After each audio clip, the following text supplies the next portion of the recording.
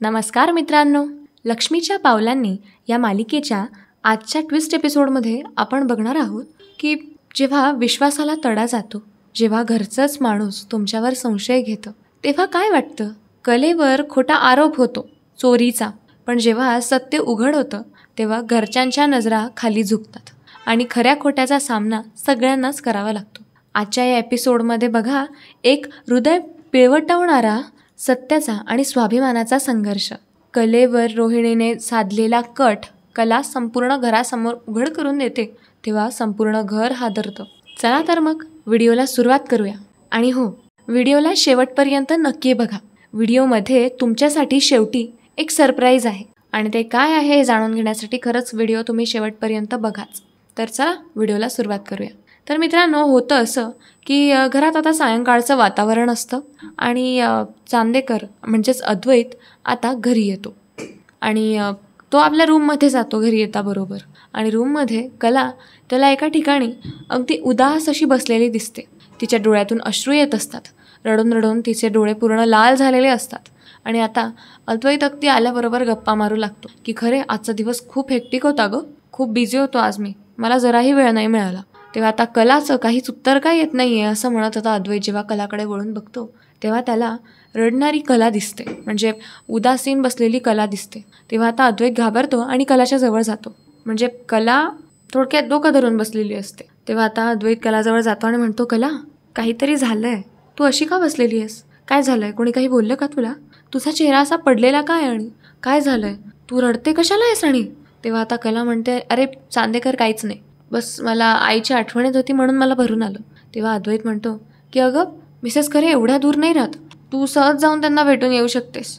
मग तरीसुद्धा काय असं झालेला प्रकार की तू हे नक्कीच काहीतरी खोटं बोलतेस, तू मला खरं खरं काय झालेलं आहे ते सांग प्लीज. तेव्हा आता कला हलक्या स्वरात अद्वैतला सांगू लागते की चांदेकर, आज माझा स्वाभिमान या घरामध्ये पूर्ण धुळीला मिळालेला आहे.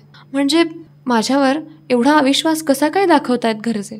अरे मी तर किती दिवसांपासून राहते इथे, कोणीही येईल आणि आरोप करून जाईल अशी अवस्था होते माझी.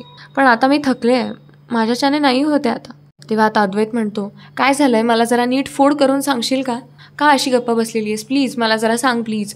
तेव्हा आता कला हळूहळू अद्वैतला सांगू लागते, चांदेकर, रोहिणी मॅडमने पुन्हा एकदा माझ्यावर संशय घेतला आणि यावेळी तर सरळ सरळ त्यांनी माझ्यावर आरोपच केला की मी घरात चोरी केलेली आहे असं. तेव्हा चांदेकर म्हणजे अद्वैत म्हणतं, काय हे काय आता नवीन? आत्या असं का करेल? काहीतरीच. तेव्हा आता कला म्हणते की हो, तू रोहिणी मॅडम असं का करतील? मी तर उगाचच बसलेली आहे इथे रडायला. तेव्हा अद्वैत म्हणतो की अगं तू तू हे असं कसं होऊ शकतं? आत्या अशी कशी बोलली तुला? हे काय आता नवीन वादळ आहे? तू तू अशी गोष्ट करूच शकत नाही. आणि तर हे घरात सगळ्यांना माहिती आहे, अगदी आईलाही. आईचं आणि तुझं जमत नसलं, आई तुला स्वीकारत नसेल तरीसुद्धा ह्या गोष्टीची शाश्वती तर आईसुद्धा देईल, कोणीही सहज सांगेल. तू असं करणं शक्यच नाही आहे खरे. एक मिनिट, मी जरा बोलतो आत्यासोबत. तेव्हा कला म्हणते की प्लीज जाऊ द्या आता, नवीन नवीन विषय नको आहेत. पण मला एकच म्हणायचं चांदेकर की हे सगळं कधी थांबणार आहे? कुठेतरी या सगळ्याचा शेवट व्हायला हवा ना. तेव्हा अद्वैत म्हणतो की खरे अगं मला पटतंय तुझं, पण माझ्यासाठी सुद्धा हे सगळं नवीन आहे. तेव्हा आता अद्वैत पटकन जागचा उठतो आणि रोहिणीकडे जातो. आता रोहिणी खाली हॉलमध्येच बसलेली असते आणि आता अद्वैत अगदी म्हणजे असा धावतच गेलेला असतो आणि म्हणतो की आत्या, हे मी काय ऐकतोय? तू काय बोललीस खरेला? तेव्हा आता रोहिणी म्हणते, हो ना, म्हणजे पोहोचला वाटतं तुझ्यापर्यंत. चला, भरवलं वाटतं तुझ्या बायकोने तुला आणि आला माझ्याकडे तुझ्या बायकोची वकिली करायला. तेव्हा आता आबा म्हणतात, रोहिणी काय झालंय? घरामध्ये सायंकाळच्या वेळेस असं कोण बोलतं? जरा शांततेचं वातावरण ठेवा. तेव्हा आता रोहिणी म्हणते की नाही, खरं तर मला असं वाटत होतं की कलाला मी बोलले काहीतरी, तो विषय आमच्यातला असेल, पण कलाला आता चव्हाट्यावर आणायचाच हे विषय म्हटल्यानंतर तिने अद्वैतला माझ्याशी भांडण करायला पाठवलं आहे आणि आता विषय बाहेर पडायचाच आहे, तर मी खरंच सगळ्यांसमोर आता बोलते. तेव्हा आबासाहेब म्हणतात की खरंच बोल, तू स्पष्ट बोल, काय चाललं आहे, काय झालेलं आहे?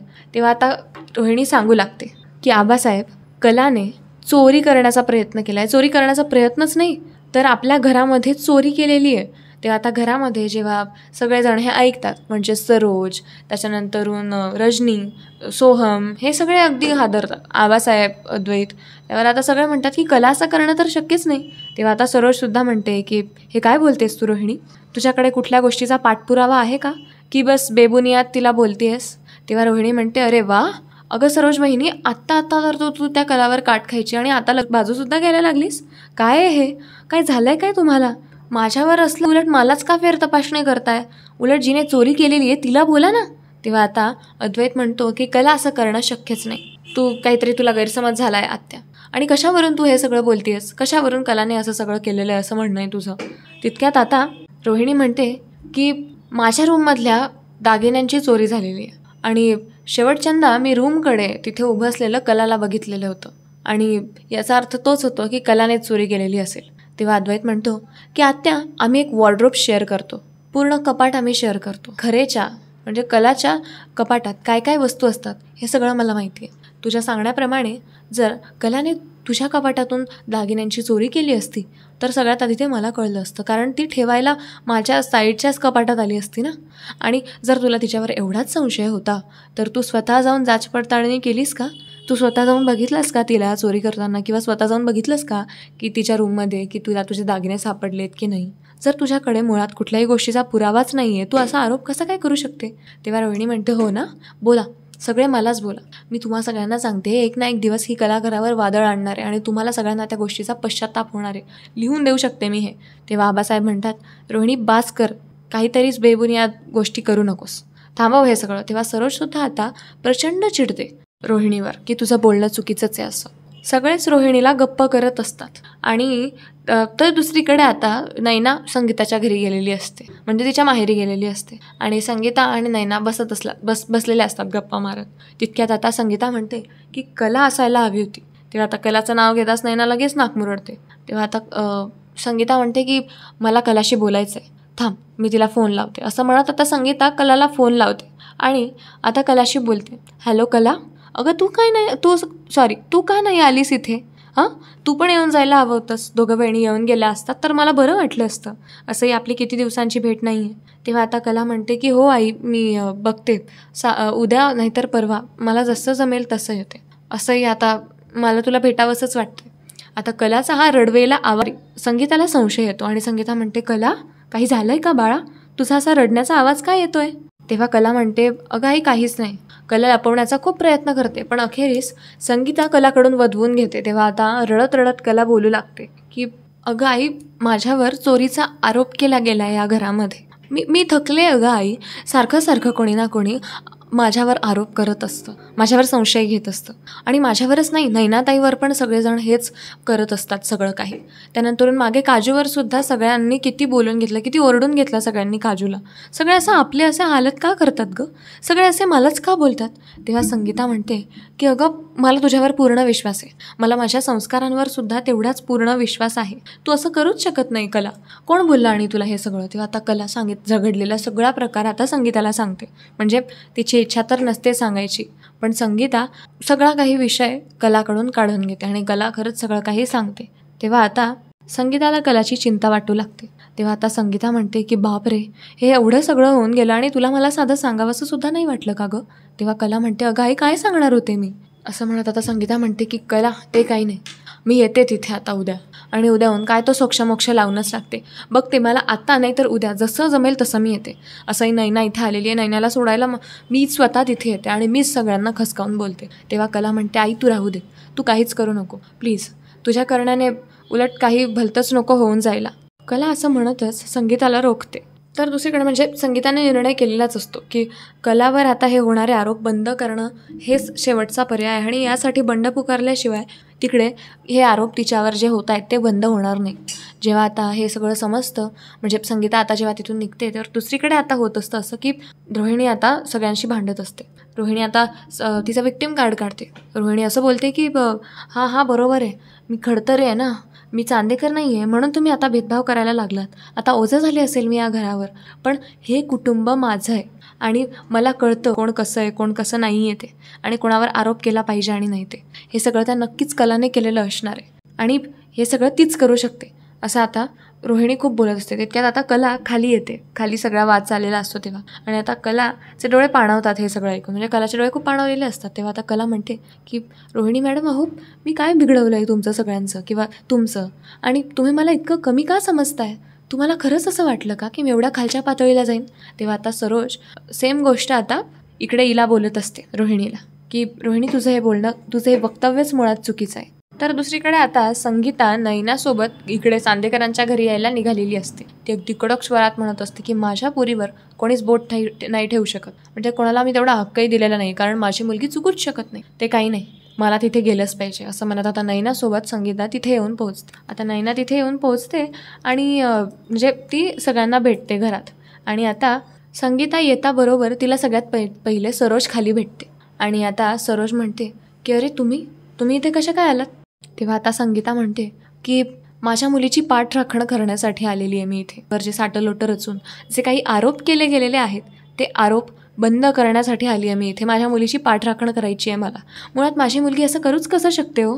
तुम्हाला तरी वाटतं का सरोज मॅडम माझी मुलगी असं काही करेन? तेव्हा सरोज म्हणते हे बघा प्रश्न माझ्या वाटण्या न वाटण्याचा नाही आहे. प्रश्न रोहिणीच्या बोलण्याचा आहे. रोहिणी एवढं खडसावून आणि एवढा हात धुवून का कलाच्या मागे लागली आहे हेच मला कळत नाही.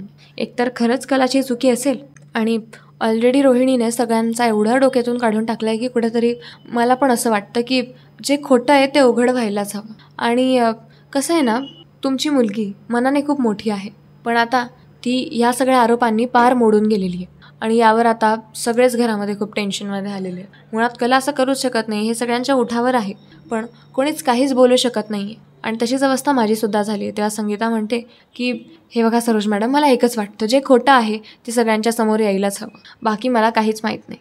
आता इकडे संगीता आणि सरोज हे सगळं बोलत असतात तेव्हा नैना इतक्यात घरात जाते आणि घरात काय वाद चाललेले आहेत ते सगळे तिला कळतं.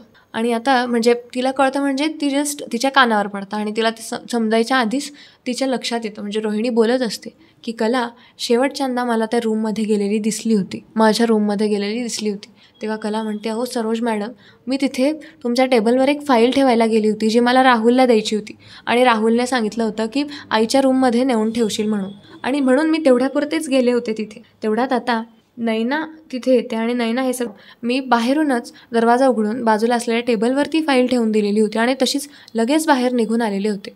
मग कशावरून की ही सगळी चोरी मी केलेली आहे? हवं तर तुम्ही माझी जाच पडताळणी करा, झडती घ्या माझ्या खोलीची. तेव्हा रोहिणी म्हणते की तू इतकी चतुर आहेस ना की तू ते बाहेर लपवून दिलेलं असशील. तेव्हा आता नैना म्हणते मॉमेनला एक मिनिट, कला त्या रूममध्ये लास्ट गेल्यानंतरून राहुल त्या रूममध्ये लास्टली गेलेला होता आणि त्याने काहीतरी फाईल तर होतीच पण त्याच्या हातात काहीतरी सेट पण होते, काहीतरी होतं त्याच्या हातामध्ये. ॲक्च्युली मला आता नैनामध्ये हे सगळं बोलते आणि नैनाला माहीतच नसतं की ते कलावर आरोप आहे किंवा काही आहे. इथे रोहिणीला स्वलाला असं म्हणते रोहिणी की तू शेवटच्यांदा माझ्या खोलीत गेली होतीस वगैरे वगैरे. तेव्हा रोहिणीला अर्धवट नॉलेज असतं आणि रोहिणी असं बोलून पडते. तेव्हा आता रोहिणी जेव्हा हे सगळ्यांसमोर बोलते तेव्हा आता संगीता आणि सरोजने सुद्धा ती गोष्ट ऐकलेली असते. तेव्हा आता अद्वैत रोहिणीला म्हणतो आत्या, तू हे तर विसरलीच की शेवटच्यांदा राहुलही गेलेला होता. तेव्हा आता यावर रोहिणी म्हणते राहुल माझा मुलगा आहे, राहुल असं करूच शकत नाही. त्याला जर कसली गरज असेल तर तो मला मागून घेईल. असले थिल्लर धंदे, असले चोरटे धंदे करणारच नाही. हे सगळं कलाने केलेलं आहे. आणि आता ही नैनासुद्धा तिला वाचवण्याचा प्रयत्न करते. तेव्हा नैना म्हणते अच्छा, मी काही कोणाला वाचवण्याचा प्रयत्न करत नाही आहे, मी जस्ट फॅक्ट सांगितले मॉम इन लॉ, मला बाकी काहीच माहीत नाही आहे, मला या सगळ्यात अजिबात गृहीत धरू नका, मी जाते इथून, असं म्हणत नैना आत निघून जाते. तेवढ्यात आता संगीता तिथे येते आणि रोहिणीशी भांडू लागते. रोहिणी म्हणते की आलात तुमच्या मुलीची बाजू घ्यायला लगेच? अहो चोरटी आहे तुमची मुलगी, चोरटी. तेव्हा आता संगीता म्हणते की होय ना, माझी मुलगी चोरटी आहे ना, मग शेवटच्यांदा तुमचा मुलगा राहुल पण तर तिथे गेलेला होता. तुम्ही त्यांच्या रूमची झडती घेतलीत का? चला कला तरी अद्वैतरावांसोबत राहते, अद्वैतरावांना कळेल कलाची काय हालचाल येते. तुम्ही राहुलच्या खोलीची झडती घेतलीत का? काय आबासाहेब, मी बरोबर बोलते ना? शेवटच्यांदा राहुलसुद्धा जर गेलेला होता तर राहुलचीसुद्धा तपासणी व्हायला हवी. आता राहुल नेमका घरात नसतो तेव्हा आबासाहेब म्हणतात की ही गोष्ट खरी आहे. जसं कलाला तू ही सगळी खडसावून विचारपूस करते कारण ती तुझ्या खोलीमध्ये गेलेली होती, तसं तू राहुलला सुद्धा विचारलं पाहिजे कारण तोही तुझ्या खोलीत शिरलेला होता रोहिणी. तेव्हा तुझं हे सगळं म्हणणं मला अजिबात मान्य नाही आहे. तेव्हा आता रोहिणीने हे सगळं ठरवून केलेलं असतं कदाचित. तेव्हा आता रोहिणी या सगळ्याचा विरोध करते, पण तरीसुद्धा आता अद्वैत, आबासाहेब, संगीता आणि सरोज हे सगळं एकच अट्टाहास लावून धरतात की राहुलची सुद्धा खोली तपासून बघायची. तेव्हा आता ठरल्याप्रमाणे नैना वगैरे सगळे राहुलच्या खोलीत जमतात आणि राहुलच्या खोलीमध्ये तपासू लागतात. त्याचं कपाट उघडताच एका ड्रावरमध्ये रोहिणीचे सगळे दागिने सापडतात. तेव्हा आता सगळे रोहिणीवर चिडतात. आबासाहेब खूप चिडतात आणि आबासाहेब म्हणतात रोहिणी, हे काय आहे? काय प्रकार आहे हा? तुझ्याच मुलाने चोरी केली आहे तुझ्या इथे. तेव्हा आता अद्वैत म्हणतो चोरी कसली? असंही असू शकतं की सॉरी तेव्हा आता संगीता म्हणते की चोरी कशाला, असंही असू शकतं ना की रोहिणी मॅडम आणि राहुल या दोघांनी मिळून माझ्या कलेला फसवण्याचा प्रयत्न केलेला असेल ते. कारण कला म्हणाली की शेवटच्यांदा त्या रूममध्ये राहुल गेलेला होता आणि राहुलने कलाला फाईल रोहिणीच्या रूममध्ये नेऊन ठेवायला सांगितलेली होती असं कला मगाशीच म्हणाली. तेव्हा कला म्हणते की हो, मला राहुलनेच सांगितलेलं होतं. ती जी फाईल होती जी मी त्याच्या रूममध्ये नेऊन देणार होते नैनाकडे, तर तो मला बोलला की नको, नैनाला न देता तू आईच्या रूममध्ये जा आणि आईच्या रूममध्ये ती फाईल आईला देऊन दे. तर आता तिथे मी जेव्हा गेली तेव्हा तिथे रोहिणी मॅडम नव्हत्या, त्यामुळे मी टेबलवरच ती फाईल ठेवून तशीच निघून आलेली होते. तेव्हा आता सगळ्यांच्या लक्षात येतं, अद्वैतच्या सुद्धा आता लक्षात येतं. अद्वैत म्हणतो अच्छा हां, म्हणजे हा सगळा ठरवून रचलेला ट्रॅप होता. तर आत्या हे सगळं तू ठरवून मुद्दामून केलेलं आहेस. तेव्हा आता रोहिणी म्हणते मी कशाला ठरवून करणार आहे, हां मला काय या घराची शांती प्रिय नाही आहे का, मीच दिलेले, मला असं आता लक्षात नाही, मला आता आठवलं की मीच हे सगळे दागिने राहुलच्या खोलीमध्ये राहुलला ठेवायला दिलेले होते, मी काही दिवस नव्हते म्हणून. ते साठ्यालोटत असण्याची अजिबात गरज नाही आहे रोहिणी. तेव्हा आता अद्वैत तर म्हणतो की आत्या, तेव्हा आता अद्वैत म्हणतो की आत्या अगं मी तुझ्यावर विश्वास ठेवायचो, पण तू जे केलं आहे ना ते सगळं खूप अपमानास्पद आहे, माझ्या बायकोवर एवढा मोठा आरोप. तेव्हा कला म्हणते की रोहिणी मॅडम तुमचं मी काहीच वाईट केलेलं नाही आहे कधीच, सगळ्यांचं मी या घरामध्ये चांगलंच चिंतन केलेलं आहे, पण आज मला ही नाती सुद्धा खोटी वाटायला लागलेली आहेत. तेव्हा आता इतक्यात सरोज तिथे येते आणि भावनिक होऊन म्हणते कला जाऊ दे, आता जे काही झालं ते विषयांवर आता पाणी लोटून देऊयात आणि कुठेतरी कुटुंबियांची सुद्धा यामध्ये तितकीच चूक आहे. सगळ्यांनी तुला डिफेंड करणं सोडलं आणि सगळे रोहिणीचंच बोलणं ऐकण्यात राहिले. खरं तर आम्ही सुद्धा तुला वेळोवेळी तेवढंही समजून घेतलं नाही आणि कुठेतरी आम्हीसुद्धा तुझ्या माफीस पात्र आहोत. तेव्हा कला म्हणते अहो सरोज मॅडम तुम्ही कशाला ह्या सगळ्यामध्ये बोलताय किंवा तुम्ही कशाला सॉरी म्हणताय, जे काही होतं ते रोहिणी मॅडमने केलं आणि माझ्यावर खोटा आरोप केला. तेव्हा आता संगीता अगदी रागात आता रोहिणीवर धावून जाते आणि रोहिणीला म्हणते की रोहिणी मॅडम माझ्या पोरीच्या स्वभावावर संशय घ्यायचं धाडस आलंच कसं हो तुमच्यात, अहो तिच्यावर माझे संस्कार आहे, सगळं काही होईल, एक वेळ सूर्य पश्चिमेकडून उगवेल, पण माझ्या मुली आणि त्यातून स्पेशली कला चुकूच शकत नाही, कारण ती किती न्यायप्रिय आहे ते मला माहिती आहे. तेव्हा आता रोहिणी खूप गोंधळात पडते आणि ती म्हणते असं काही नव्हतं, मी फक्त बोलत होते. तेव्हा आता रोहिणी पुढे काही बोलेल इतक्यात आता अद्वैत म्हणतो की एक शब्द बोलू नकोस आत्या, तू काहीच बोलू नकोस. तेवढ्यात आता आबासाहेबसुद्धा बोलतात की आता खूप झालं, म्हणजे रोहिणी आता तुझ्या या सगळ्या गोष्टी खूप पुरे झाल्या, कायम तुला कोणाला ना कोणावर आरोप करायचे असतात, कोणाला ना कोणाला टोचून बोलायचं असतं. मग ती कधी नैना असते, कधी कला असते, कधी त्यांची लहान बहीण काजल असते, कोणीच मिळालं नाही तर तू काही ना काही तमाशे करत असते, सारखं तू या घराची शांतता भंग करत असतेस आणि आता हे सगळं थांबायला हवं. तेव्हा आता रोहिणी रडत सगळ्यांकडे आक्रोशाने रडू लागते आणि म्हणते की मला माफ करा, या सगळ्यामध्ये मला असं म्हणायचं नव्हतं. तेवढ्यात आता कला म्हणते की रोहिणी मॅडम तुमच्याकडून खरंच ही अपेक्षा नव्हती, अहो तुम्ही घरातले मोठे आहात, तुम्हीच जर असं वागाल तर आम्ही घरातले लहानांनी तुमच्याकडून काय आदर्श घ्यायचं आहे. तेवढ्यात आता सरोज म्हणते की बरोबर बोलते कला, रोहिणी खरंच तुझं आता पुरे झालं आहे, तुझं आता काहीही म्हणणं आम्ही ऐकून घेणार नाही आहोत. तेव्हा आता आबासाहेब म्हणतात की रोहिणी तू या घरातून आता काही वेळासाठी बाहेर जा, म्हणजे निघून जा इथून आणि काही वेळ तू घराच्या बाहेरच राहा, काही दिवस तू घराच्या बाहेरच राहा, आम्ही तुला माफ करू शकतो पण तुझ्या चुका विसरू नाही शकत. सरोज आता पुढे रोहिणीला म्हणते की रोहिणी तू प्लीज काही काळासाठी या घराच्या बाहेरच राहा, या घरापासून दूर राहा, तुला हे वातावरण नको आहे आणि आम्हालासुद्धा तुझं हे असलं वातावरण नको आहे, कारण आम्हाला हे सगळं झालेलं अजिबात आवडणार नाही. तेव्हा आता सगळेच बोलू लागतात. तितक्यात आता सोहम म्हणतो की चोरी करणारा खरा राहुल होता, तर राहुलला सुद्धा आता या सगळ्याची शिक्षा झालीच पाहिजे असं म्हणत आता त्यालासुद्धा आता या घराबाहेर काढणं गरजेचं आहे, नाहीतर त्याला योग्य ती शिक्षा देणं गरजेचं आहे. तेव्हा आबा म्हणतात अगदी बरोबर बोललास सोहम तू, खरं तर या राहुलचा सुद्धा यामध्ये सहभाग असू शकतो. तेवढ्यात आता संगीता म्हणते की माझ्या पोरीच्या प्रतिष्ठेवर डाग आणणाऱ्याला या घरात खरंच तुम्ही जागा नका देऊ आबासाहेब, अहो ती कायम या घराला जोडण्याचा प्रयत्न करत असते, कायम प्रत्येक गोष्टीत साथीने उभी असते, घरातले प्रत्येक प्रश्न सॉल्व्ह करण्याच्या मागे असते, प्रत्येकाची काळजी करते आणि तिचं बदल्यामध्ये तिला हे फळ मिळतं, कितपत योग्य आहे हे तुम्हाला तरी पटतंय का. तेवढ्यात आता रोहिणीला सगळे धक्के मारून घराबाहेर काढतात.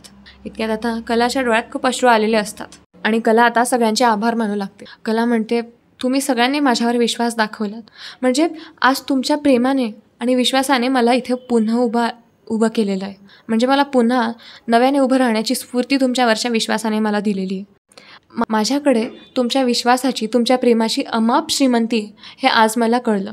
तेवढ्यात आता सरोजसुद्धा कलाला दिलासा देते आणि अद्वैतसुद्धा आता कलाला जवळ घेत मिठी मारतो आणि तिला शांत करतो. शेवटी कलाला ती जे डिझर्व करत होती तेच भेटलं. कसं आहे मित्रांनो, सत्य कसंही असलं, कितीही लपवण्यात आलं तरी ते उघडकीस येतं म्हणजे येतंच. आणि दुसरीकडे खोट्याबद्दल जर बोलायचं म्हटलं तर एका पांढऱ्या कागदावर ठेवलेला काळा ठिपका कधी लपतो का? त्याचप्रमाणे खोट्याचं असतं. कितीही लपवण्याचा प्रयत्न केला तरी एक ना एक दिवस ते समोर येऊनच जातं. आज खऱ्या अर्थाने कलाने अख्ख्या कुटुंबियांच्या प्रेमाची श्रीमंती मिळवली. कधी कधी खोटं इतकं शहाणं असतं की ते खऱ्याला अपराधी ठरवतं, पण शेवटी सत्यच जिंकतं. आज कलेने सगळ्यांचं प्रेम पुन्हा मिळवलं, पण तिच्या मनावर उमटलेली जखम कधीच नाही भरून निघणार. कुठेतरी ते तिला फील तर होतच राहील. पण या संघर्षातून उभं राहणं सुद्धा सोपं नसतं आणि जे कलाने करायचं ठरवलं आणि जी व्यक्ती स्वाभिमानावर जगते ना, तिचं पाऊल लक्ष्मीच्या पावलात नक्कीच बसतं. तर मित्रांनो, आजचा व्हिडिओ तुम्हाला कसा वाटला हे कमेंट्समध्ये नक्की सांगा. आणि हो, वेळ आलेली आहे आता सरप्राईज काय होतं ते सांगण्याची. तसं तर मी मागच्याच एपिसोडमध्ये सांगून दिलेलं होतं, पण आता मला ते सांगायला पुन्हा एकदा आवडेल की आमच्या मागच्या व्हिडिओला तुम्ही भरभरून प्रेम दिलं, तर त्या प्रेमासाठी तुम्हा सगळ्यांचे मनःपूर्वक आभार. आता मी ज्या व्यक्तींचं नाव घेणार आहे ना, त्यांनी आमच्या व्हिडिओला लाईक केलं आणि खूप छान छान अशा कमेंट्स केलेल्या आहेत, ज्या आम्हाला आणखीनच प्रोत्साहक ठरलेल्या आहेत. आणि मला त्यांचं आता नाव अनाऊन्स करायला आवडेल. तर आमचे कालचे अतिशय छान असे व्ह्यूअर्स ऑफ द डे आहेत शकुंतला मोरे, तारुलता राया असं करून कोणीतरी आहे आणि त्यांची खूप छान अशी कमेंट आलेली आहे. त्यानंतरून चंदा कदम आपले रेग्युलर कमेंटर आहेत. त्यानंतरून म्हणजे रेग्युलर व्ह्यूवर आहेत. त्यांचे रेग्युलर कमेंट्ससुद्धा आपल्या चॅनलला असतात. तुमच्या भरभरून प्रेमासाठी मनःपूर्वक आभार मी मानते तुमचे. त्यानंतरून अंजली खरात आहेत, त्यांचीसुद्धा खूप छान अशी कमेंट आलेली आहे आपल्या व्हिडिओच्या खाली. आणखीन सारिका खरात, माधुरी निकम, सुनील गाडगीळ, सारिका कांबळे, यशोदा कुडाळे, गिरिजा राऊत, नैना कांबळे, आरती मयेकर, त्यानंतरून विमल जैन, आशालता वारेकर, आकाश भापकर. बापरे, खूप छान भरभरून प्रतिसाद मिळालेला आहे आपल्याला. त्यानंतरून आहेत रेखा गुप्ते, कौशल्य आहेड, समृद्धी सावंत, नीता श्रीवास्तव, आरती, प्रताप फड. तुमच्यासारख्या प्रेक्षकांमुळेच आम्हाला नवनवीन व्हिडिओ बनवण्यासाठी प्रेरणा मिळते. जर तुमचं नाव देखील पुढच्या व्हिडिओमध्ये यावं असं वाटत असेल तर आमच्या व्हिडिओला लाईक करा, कमेंट करा आणि अर्थातच चॅनलला सबस्क्राईब करायला विसरू नका, म्हणजे तुम्हाला डेली अपडेट्स मिळत राहतील. आणि आजच्या व्हिडिओमधला सगळ्यात जास्त कोणता पार्ट तुम्हाला आवडला हे कमेंट्समध्ये सांगायला विसरू नका. तेव्हा आता लवकरच भेटूया पुढच्या व्हिडिओमध्ये. तोपर्यंत धन्यवाद.